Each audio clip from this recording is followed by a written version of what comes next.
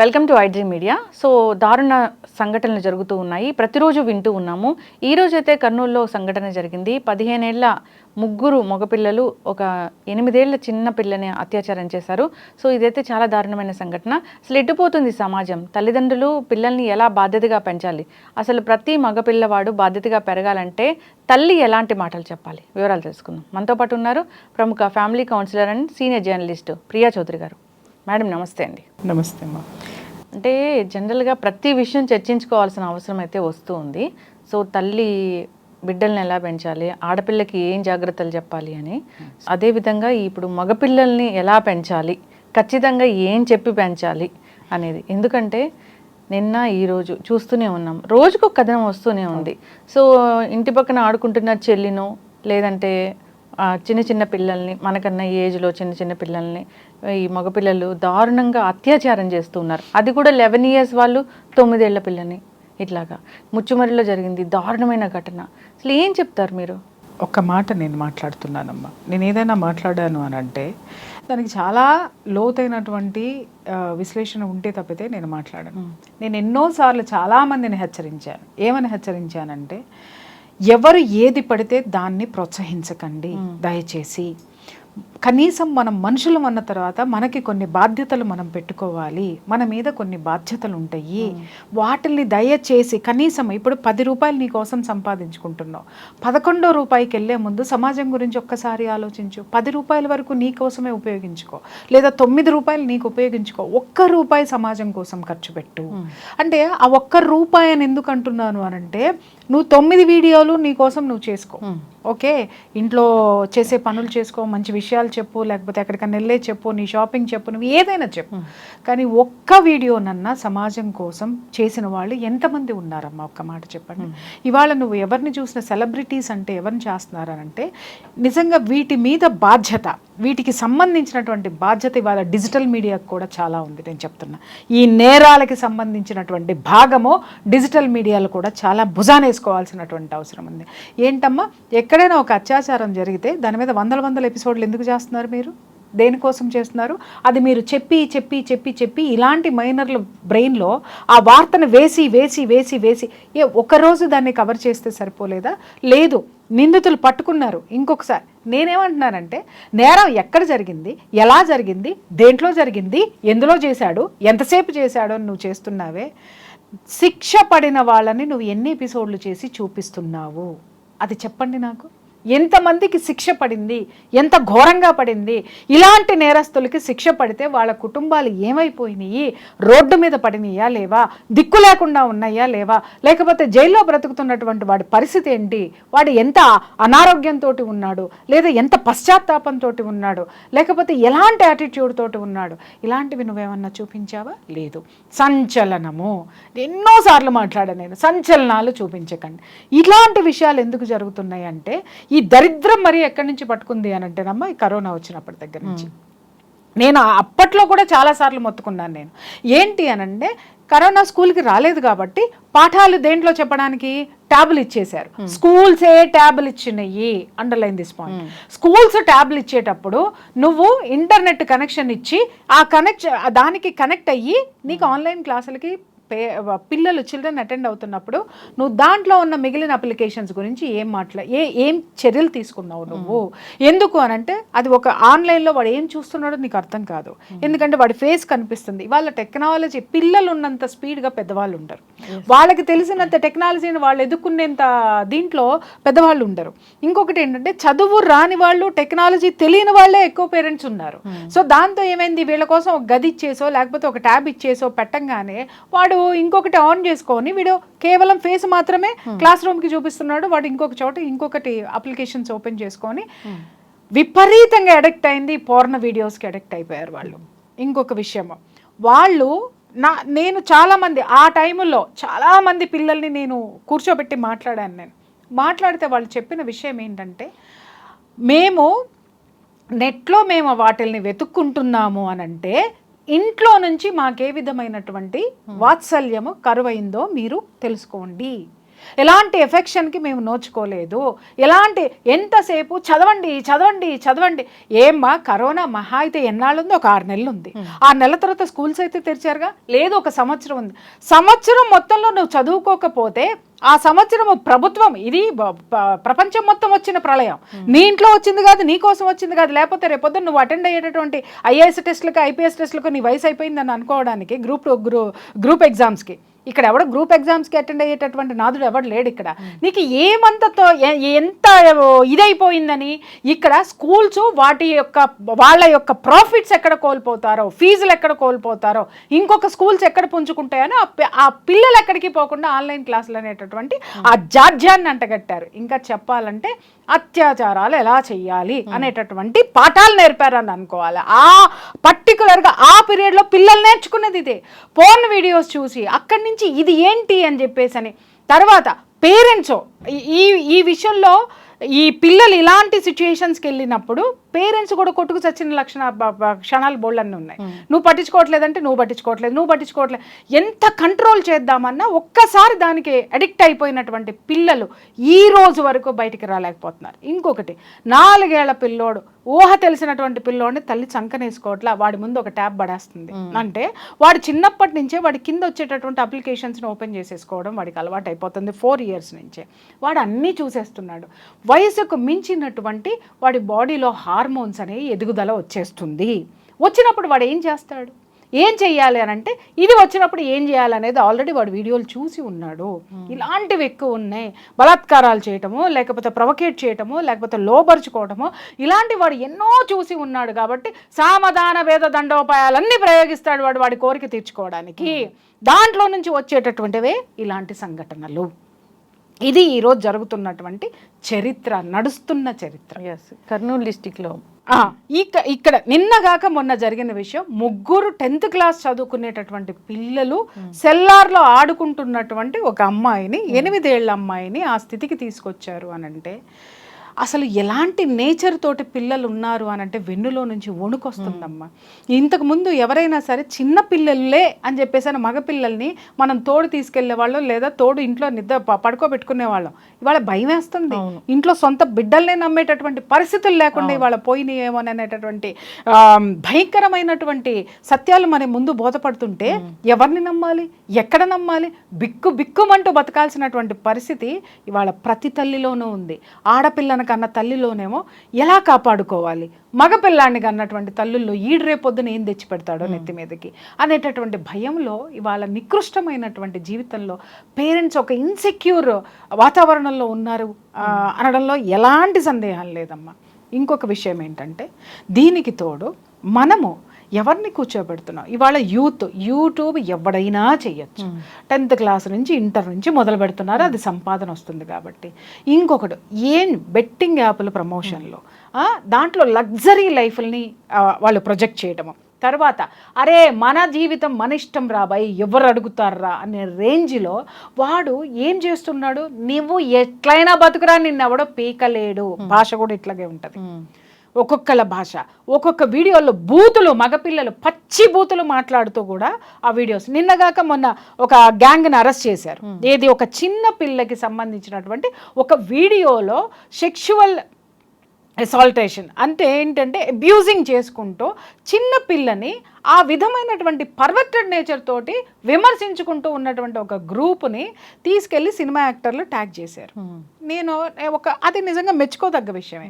కానీ ఆ సినిమా యాక్టర్లకి ఎక్కడ గోళ్ళు మండింది అని అంటే, ఈ గ్రూప్ వాళ్ళను కూడా అదేంటి ఆడుకుంది కాబట్టి వాళ్ళు టైం కోసం వెయిట్ చేసి వాళ్ళు ఏం చేశారు, వీళ్ళని పట్టించారు, వీళ్ళని వేసుకున్నారు. బాగుంది. అసలు నేను చెప్తున్నాను, ఇదే సినిమా యాక్టర్లకి నేను చెప్తున్నాను, ఇవాళ యూత్ ఇలా నాశనం అయిపోతున్నారే, మీరు ధరించేటటువంటి పాత్రలు నెగిటివ్ పాత్రలు కాదా? ఇవాళ ప్రతి ఒక్కడు ఒక్కొక్క నెగిటివ్ క్యారెక్టర్ని ఎంత గొప్పగా చూపిస్తున్నాడమ్మా, ఎంత దీని కింద చూపించేస్తున్నాడు. ఒక హీరో కంటే కూడా ఇవాళ నెగిటివ్ క్యారెక్టర్ షేడ్స్నే ఎక్కువ పిల్లలు ఇష్టపడుతున్నారు, ఎక్కువ మంది ఫాలో అవుతున్నారు, ఎక్కువ మంది అవే మాట్లాడుతున్నారు, ఆ చేష్టలకే వెళ్తున్నారు అని అంటే సామాజిక బాధ్యత ఎవడకుందమ్మా ఇక్కడ? తిలా పాపం తలా పిడికెడు. మీడియాదా, డిజిటల్ మీడియాదా, శాటిలైట్దా, లేకపోతే నీదా నాదా, మాట్లాడేటటువంటి ప్రతి ఒక్కళ్ళది.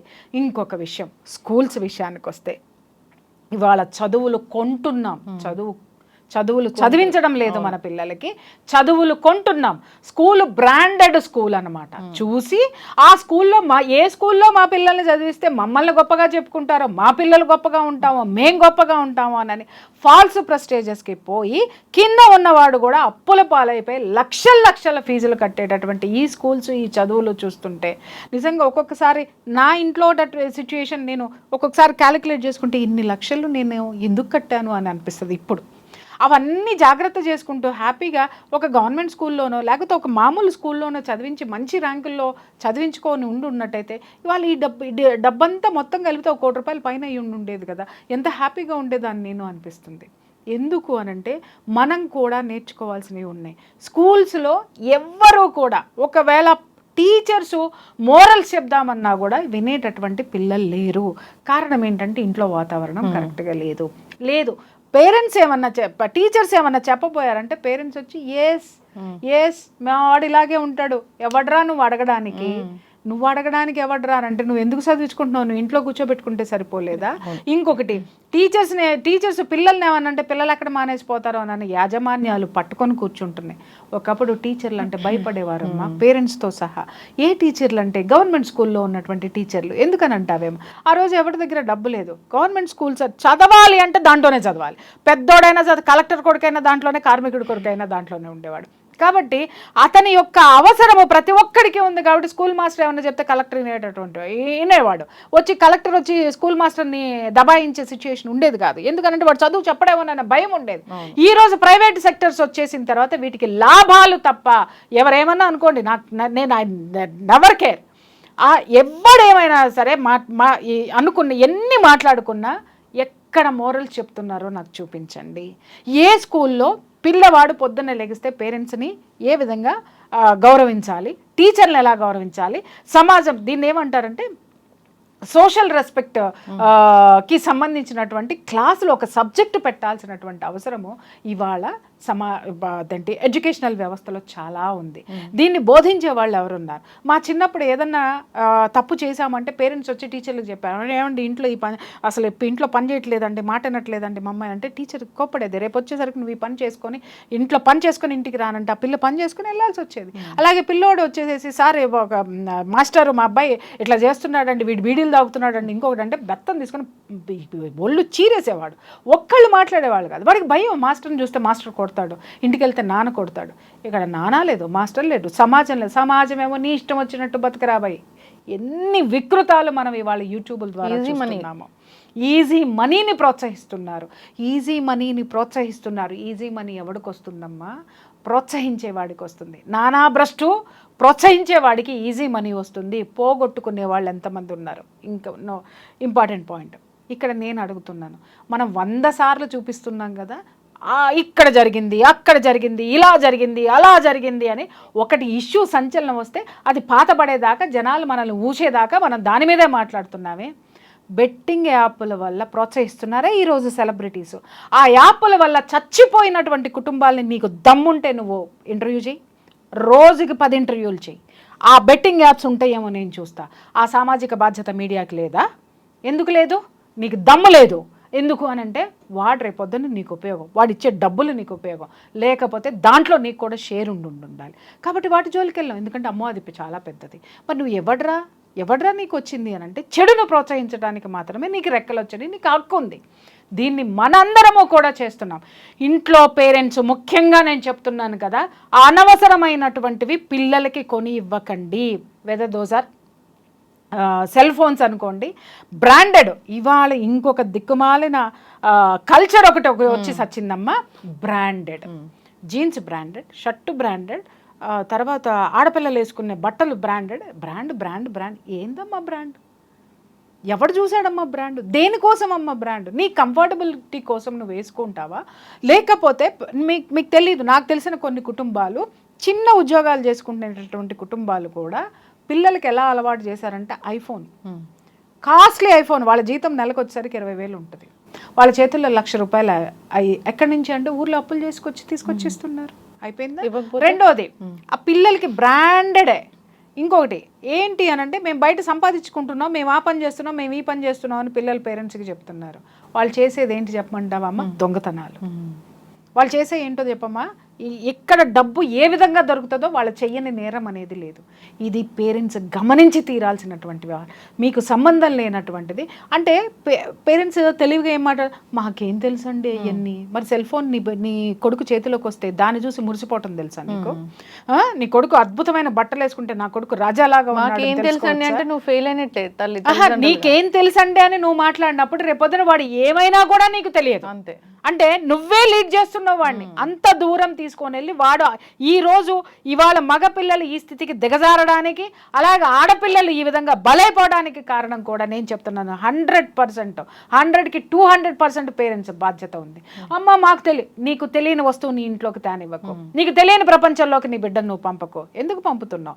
చదువు అనేటటువంటి కాన్సెప్ట్లో ఎంతమంది ఉన్నారు? ఏది పడితే అది పిల్లలకి ఇచ్చేసి అడిగింది అడిగినట్టు చేసేసి పక్కవాడిలాగానే నా బిడ్డ ఉండాలి అని నువ్వు అనుకుంటున్నావే, మరి గొప్పవాడిలాగా నీ బిడ్డ ఉండాలని ఏ తండ్రి అనుకుంటున్నాడు? వాళ్ళ డబ్బు, గుడ్డలు, సెల్ ఫోన్లు, స్టేటస్లో ఈ స్టేటస్ పెట్టుకుంటే తప్పితే వాడు స్టేటస్ల మీద బ్రతికేస్తున్నాడు తప్ప స్ట్రాటజీ అనేదే వాడికి లేదు. లైఫ్లో మోరల్స్ అనేవే లేవు ఈ రోజున. ఎందుకు జరగవమ్మా ఇవన్నీ? ఇంకొక విషయము, ప్రజాప్రతినిధులు సిగ్గుపడాలి నిజంగా ఈ విషయంలో. ఇన్ని జరుగుతున్నాయి అనంటే ఇక్కడ ప్రజాప్రతినిధులు నిజంగా సిగ్గుతో తలదించుకోవాలి. ఆ పదవుల్లో ఉన్న వాళ్ళందరూ కూడా చట్టం అంటే భయం లేదు. ఈరోజు పోలీసుల వైఫల్యం ఎంత ఉందో నేను చెప్తున్నాను కదా. చట్టం తిన్నగా పని చేస్తే ఎవరికైనా మన క్వశ్చన్ చేసిన వాళ్ళ మీద కేసులు వస్తాయి, నిలదీసిన వాడి మీద కేసులు వస్తాయి. ఇవాళ చట్టాలన్నీ ఎవరి చట్టాలు అయిపోయినాయమ్మా?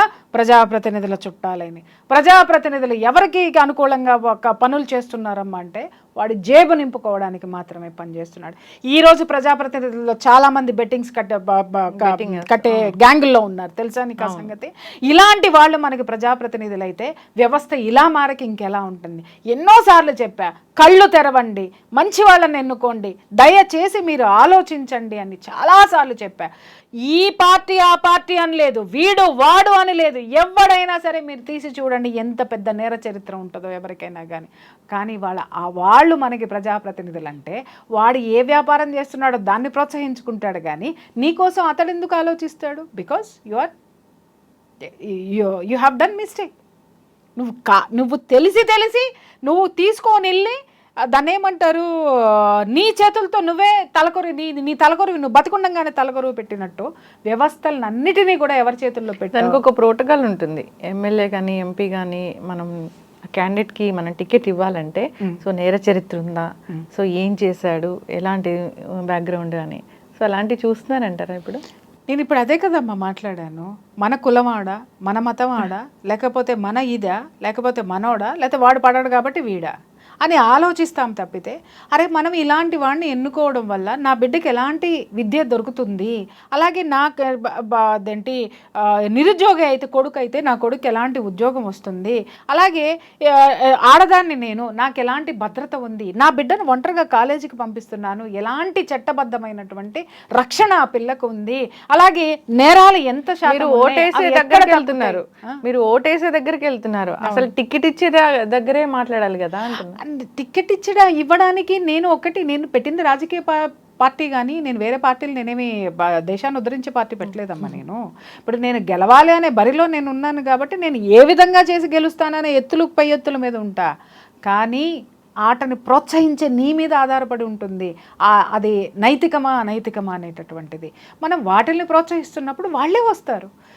ఏది ఏమైనా కానీ మనలోనే ఉంది. ఒకటి సిటిజన్లో ఉన్నటువంటి విలువలు ఏవైతే ఉంటాయో, ఇప్పుడు అందరూ కొత్తగా మాట్లాడుతున్నారు, ఎవడికి వాడికి ప్రతిదీ బిజినెస్ అయిపోయింది, ఎవడి బిజినెస్కి అనుగుణంగా వాడు మాట్లాడేస్తున్నారు. ఒక అడ్వకేట్ని అడిగామనుకోండి, ఏంటండి అసలు ఇట్లా తయారవుతున్నాయి, ఇన్ని డివోర్స్ అవుతున్నాయని బాధపడితే దేశం అసలు లోకమంతా చండాలం అయిపోయిందండి, ఇంకంతే మార్చలేమంటాడు. ఎందుకంటే ఈయనకి కేసులు రావాలి కాబట్టి, ఆమెకు కేసులు రావాలి కాబట్టి. అలాగే ఒక జర్నలిస్ట్ అడిగి ఎందుకమ్మా అలాంటివన్నీ కంటెంట్లు అన్నీ చేస్తున్నాండి, మేడం జనాలందరూ చూస్తూ ఉన్నారు, చూస్తున్నారు, ఇదే చేస్తున్నారు, అబ్బే దేశం అంతా ఇట్లాగే తగలడిందండి అండి. ఎందుకంటే ఆవిడకి సంచలనం అంచనాలు ఉంటే కానీ అవి రన్ కావు కాబట్టి. అలాగే ఇంక ఎవరిని తీసుకో, ఓ పోలీసులని తీసుకో, సార్ ఏంటి సార్ ఇది అంటే ఏం చేస్తావమ్మా, మేమేం చేద్దామని ముందుకెళ్ళినా కూడా ఇదిగో ఈ మా పైన ఉన్న వాళ్ళందరూ మమ్మల్ని దొక్కేస్తున్నారనమాట. అంటే ఎవరికి అనుగుణంగా లోకం పాడైపోయింది, లోకం పాడైపోతే మీరెందుకున్నారు? వ్యవస్థలు ఎందుకున్నాయి? దేనికి వ్యవస్థలను పెట్టుకున్నాం మనం?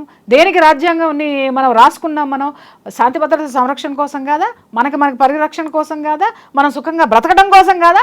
దేనికి? ఇవన్నీ మూలన పడేసి మనం ఏం చేస్తున్నాం? నేరాలని ప్రోత్సహిస్తున్నాం, నేరాలని తింటున్నాం, నేరాల్లో ఉంటున్నాం, నేరాలనే చదువుతున్నాం, నేరాలనే చూస్తున్నప్పుడు మరి పిల్లల నుంచి కూడా మైనర్ల ఎంత చిన్నతనం నుంచి వాళ్ళల్లో ఈ ప్రవృత్తి ఉందంటే ముందు ముందు నిజంగా చెప్తున్నాను కదా తల్లి, నువ్వు నేను కూడా ఇక్కడ రూమ్లో కూర్చొని ఈ మగపిల్లలు కెమెరాలు పట్టుకుంటే కూడా వణకాల్సిన పరిస్థితి వచ్చేటటువంటి పరిస్థితులు ముందు ముందు చాలా కనిపిస్తాయి. ఖచ్చితంగా మనం మూలాలు ఏంటో ఒక ఇన్సెక్యూర్ సమాజంలో ఉన్నాం, అభద్రతా భావంతో ఉన్నాం, చిన్న పిల్లల్లోనే ఈ పైశాచికత్వాలు వస్తుంటే ఇప్పుడు నీ బిడ్డని ఎక్కడన్నా పంపించాలి అని అంటే ఎవరిని తోడిచ్చి పంపిస్తావు? చిన్నోన్నా, పెద్దోన్నా, ముసలోన్నా, ముతకోన్నా, ఏ వయసు లేదు. ఎవరు పోనీ నువ్వే వెళ్ళాలి అనుకున్నావా అనంటే నువ్వు వెళ్ళడానికి నువ్వు ఉద్యోగం చేస్తే కానీ నీకు ఇల్లు గడవదు. నీవు ఏం చేయగలుగుతున్నావు? టెన్షన్ అయిపోయి ఇట్లా నరాలు తెగిపోతున్నాయి ఒక్కొక్క తల్లికి కూడా, ఆడపిల్లని. అంతే కదా, రక్త సంబంధాలే ఈ మధ్య మనం చూస్తూ ఉన్నాం. ఎగ్జాక్ట్లీ. ఇప్పుడు విషయం ఏంటంటేనమ్మా, ఏది ఎవరైనా సరే ఒక మార్పు తీసుకొద్దామని చెప్పేసి అని ఎవరైనా గొంతు విప్పారా, అరే తొక్కేయండిరా, ఇటు తొక్కేస్తే ఇంకొకటి తొక్కబడతాడు, అరే మూసేయండిరా అంటే 10 గొంతుకులు లేచేటటువంటి ప్రయత్నాలు చేస్తున్నాయి. బట్ వన్ థింగ్, ఇది ఏదో ఒక రోజు, నా చిన్నప్పుడు కొన్ని ఉద్యమాలు నడిచాయి, ఇలాంటి అఘాయిత్యం జరిగితే రోడ్ల మీద పడేవారమ్మా. కొన్ని పార్టీలు ఉన్నాయి, అవి రోడ్డు మీదకి వచ్చి ప్రజల కోసం పోరాడేటటువంటి పార్టీలు కొన్ని ఉన్నాయి. అలాగే అదేంటి యూత్లో ఉద్యమాలు నడిచాయి. ఇవాళ ఉద్యమాలు దేనికోసం నడుస్తున్నాయో ఎవరికీ అర్థం కావటం లేదు. యువత ఏమైపోయిందో తెలీదు, యూనివర్సిటీలో ఉన్నటువంటి వీళ్ళందరూ ఏమైపోయారో తెలీదు. ఒకానొకప్పుడు ఇలాంటివి జరిగితే ఒక సెక్టర్ ఆఫ్ పీపుల్ దీన్ని పూర్తిగా వ్యతిరేకించే వాళ్ళు, సామాజిక బాధ్యతను తీసుకునేటటువంటి వాళ్ళు ఉండేవాళ్ళు. ఈరోజు వాళ్ళందరూ ఎక్కడికి వెళ్ళిపోయారో నిజంగా రోజు రాత్రిపూట పడుకునేటప్పుడు ఒకటే ఆలోచన వస్తుంది, ఎక్కడికి పోయారా మీరందరూ? మళ్ళీ పుట్టండి, లేదా మీలో ఉన్నటువంటి ఆ చైతన్యాన్ని పైకి రగిలించండి. ఎవరో ఒకళ్ళు రావాలి. ఎవరో ఒకళ్ళు రావాలనే ఆలోచన నుంచి అమ్మా నాకు ఏది చేతనైందో నేను అది చేయటం అనేది ఎక్కడో జరిగిందిలే అని కామ్గా ఉంటే రేపు మన ఇంట్లోనే జరగచ్చు. జరగచ్చు కాదు తల్లి, ఇది ఈ రోజు నేను ఇందాకే చెప్పి ఈ రోజు నడుస్తున్న చరిత్ర. ఇది జరగచ్చు అనకండి, జరుగుతున్నాయి. మన పిల్లలు మనకి చెప్పలేని విషయాలు బోలెడన్ని ఉన్నాయి. ఈ రోజు ఏమైపోయింది, సుప్రీంకోర్టు ఎవడిష్టం వచ్చినట్టు ఆడు బతకచ్చు అని చెప్పేసి తండ్రి ఒకరితో పోతున్నాడు, తల్లి ఒకరితో పోతుంది. నా జీవితం నా ఇష్టం అంటున్నారు. పిల్లలు ఎక్కడికి పోవాలో అర్థం కాక ఎక్కడికెక్కడికో పోతున్నారు. లేదా ఎక్కడికి వెళ్ళాలో అర్థం కాక వాళ్ళు ఎటు దిక్కుతోచినటువంటి స్థితిలో ఉండిపోయి ఎంత డిప్రెషన్కి వెళ్ళిపోయి ఎందుకు పనికి రాకుండా ఇవాళ యువత తయారవుతుంది. ఎన్ని కారణాలు ఇవాళ ఉన్నాయో మొత్తం అన్నిటికీ కారణం ఒకటే చెప్తున్నా, విద్యా వ్యవస్థను నడిపేటటువంటి ఎక్కడా కూడా సోషల్ రెస్పాన్సిబిలిటీకి సంబంధించినటువంటిది కానీ సమాజం పట్ల గౌరవాన్ని ఎలా పెంపొందించుకోవాలనేటటువంటి ఒక్క పాఠాన్ని మీరు చూపించండి. ఇవాళ తెలుగు సబ్జెక్ట్ ఎవడు చదవడం? ఎక్కడా లేదు తెలుగు సబ్జెక్టు. నీ మాతృభాష లేకుండా, మాతృభాషని చదవకుండా నువ్వు ఎడ్యుకేషన్ ఎలా స్టార్ట్ చేస్తున్నావు? ఎందుకు పెడుతున్నావు నువ్వు? అలాగే నేషనల్ లాంగ్వేజ్ లేదు, హిందీ లేదు. హిందీ తీసుకుంటే ఇది తీసుకో, లేకపోతే అది తీసుకో.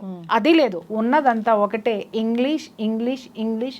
అది మొత్తం కలిపితే ఇంగ్లీష్ అయిపోతుంది. మొత్తం ఎంగిలి పడిపోతున్నారు, అనైతిక చర్యలకు ఎంగిలి పడిపోతున్నారు, నేరాలకు ఎంగిలి పడిపోతున్నారు. అన్నిటికి ఇదే దారి తీస్తుంది. వెస్టర్న్ కల్చర్ అని చెప్తున్నారు. వెస్టర్న్ కల్చర్ కాదు, ఇలా బూడిదా కాదమ్మా. ఎవడిష్టం వచ్చినట్టు వాడు బ్రతకడం అనేది మొదలు పెట్టేశాడు. మరి వెస్టర్న్ కల్చర్లో కూడా ఇలాంటి దారుణాలు అయితే జరగట్లేదు. జరిగితే శిక్షలు భయంకరంగా ఉంటాయమ్మా అక్కడ. కానీ అది కూడా ఇక్కడ మనకి లేదు కదా. ఈ సంఘటన తీసుకోండి. 6 రోజుల నుంచి ఒక ఆడపిల్ల ఎక్కడ వెళ్ళిపోయిందని ఎతకలేనటువంటి స్థితిలో మన పోలీసు యంత్రాంగం ఉందంటే ఆ యంత్రాంగం ఎవరికి పనిచేస్తుందమ్మా?